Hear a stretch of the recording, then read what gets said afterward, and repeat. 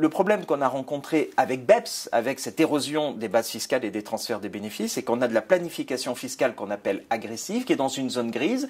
C'est légal, mais le résultat, manifestement, n'est pas le bon. Puisque c'était légal, mais que les gouvernements ne pouvaient plus le tolérer, on le rend illégal en changeant les règles. On a fait un plan d'action de 15 mesures à réaliser en 2 ans. Par exemple, le reporting pays par pays. Le fait que, dès 2016-2017, les entreprises multinationales vont devoir déclarer aux administrations fiscales des pays où elles ont des opérations quel est, en quelque sorte, le paysage de leur planification fiscale.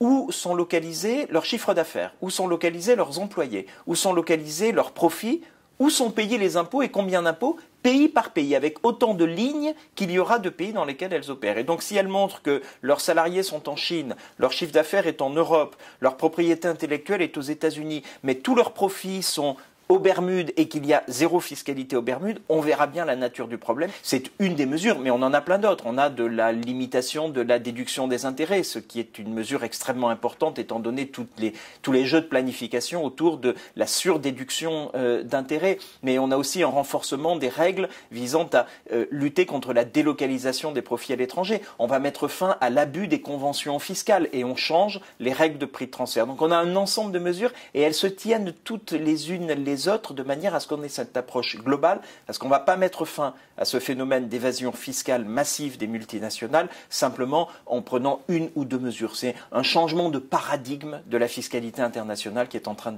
d'arriver aujourd'hui.